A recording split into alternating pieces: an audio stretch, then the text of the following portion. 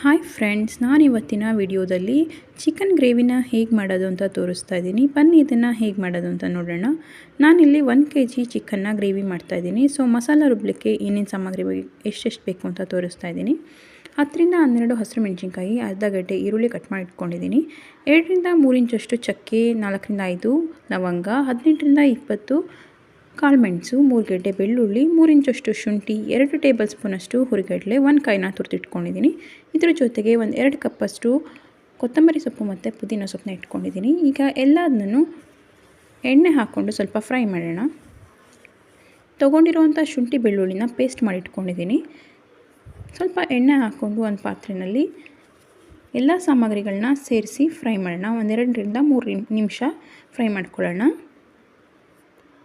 ಶುಂಠಿ ಬೆಳ್ಳುಳ್ಳಿ ಪೇಸ್ಟಲ್ಲಿ ಅರ್ಧನ ಇದಕ್ಕೆ ಫ್ರೈ ಮಾಡಲಿಕ್ಕೆ ಯೂಸ್ ಮಾಡ್ತಾಯಿದ್ದೀನಿ, ಇನ್ನು ಅರ್ಧ ಒಗ್ಗರಣೆಗೆ ಯೂಸ್ ಮಾಡ್ತೀನಿ. ಇದಕ್ಕೆ ಸ್ವಲ್ಪ ಅರಿಶಿನ ಹಾಕ್ಕೊಂಡು ಫ್ರೈ ಮಾಡೋಣ.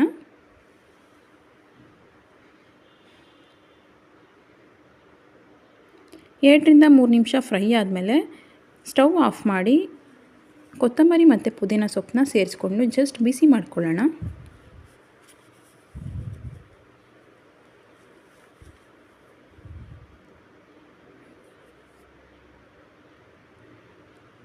ಇದೆಲ್ಲ ಬಿಸಿ ಆದಮೇಲೆ ಮಿಕ್ಸಿ ಜಾರ್ಗೆ ಹಾಕ್ಕೋತಾ ಇದ್ದೀನಿ. ಸ್ವಲ್ಪ ನೀರು ಸೇರಿಸ್ಕೊಂಡು ಚೆನ್ನಾಗಿ ಫೈನ್ ಪೇಸ್ಟ್ ಮಾಡ್ಕೊಳ್ಳೋಣ. ಇದಕ್ಕೆ ಸ್ವಲ್ಪ ಧನಿಯಾ ಪೌಡರ್ ಹಾಕ್ಕೊಂಡು ಗ್ರೈಂಡ್ ಮಾಡ್ಕೊಳ್ತಾ ಇದ್ದೀನಿ. ಈಗ ಒಗ್ಗರಣೆ ಮಾಡೋಣ. ಪಾತ್ರೆಯಲ್ಲಿ ಸ್ವಲ್ಪ ಎಣ್ಣೆ ಹಾಕ್ಕೊಂಡು ಅದಕ್ಕೆ ಶುಂಠಿ ಬೆಳ್ಳುಳ್ಳಿ ಪೇಸ್ಟ್ ಹಾಕ್ಕೋತಾ ಇದ್ದೀನಿ.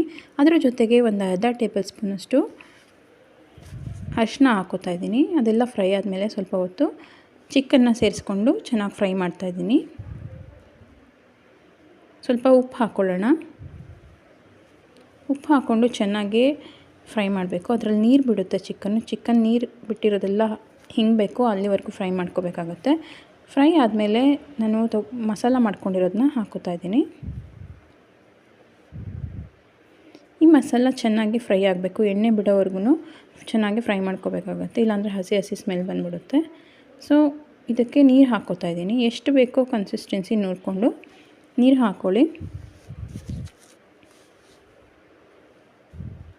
ಈಗ ಕುದಿಯೋಕ್ಕೆ ಬಿಡೋಣ. ಇದ್ರ ಜೊತೆಗೆ ನಾನು ಪುದೀನ ಸೊಪ್ಪನ್ನ ಕಟ್ ಮಾಡಿ ಹಾಕ್ಕೋತಾ ಇದ್ದೀನಿ. ಚೆನ್ನಾಗಿ ಫ್ರೈ ಆಗಬೇಕು. ಹೇಗೆ ಅಂದರೆ ಈ ಸೈಡಲ್ಲಿ ನೋಡ್ತಾ ಇದ್ದೀರಾ, ಎಣ್ಣೆ ಬಿಟ್ಕೊಂಡಿದೆ ಗ್ರೇವಿನಲ್ಲಿ, ಅಷ್ಟು ಫ್ರೈ ಆಗಬೇಕು. ಮತ್ತು ಚಿಕನ್ ಚೆನ್ನಾಗೇ ಬೆಂದಿರಬೇಕು, ನೋಡ್ಕೊಂಡು ಫ್ರೈ ಮಾಡ್ಕೊಳ್ಳಿ. ಆವಾಗ ಟೇಸ್ಟ್ ತುಂಬ ಚೆನ್ನಾಗಿರುತ್ತೆ.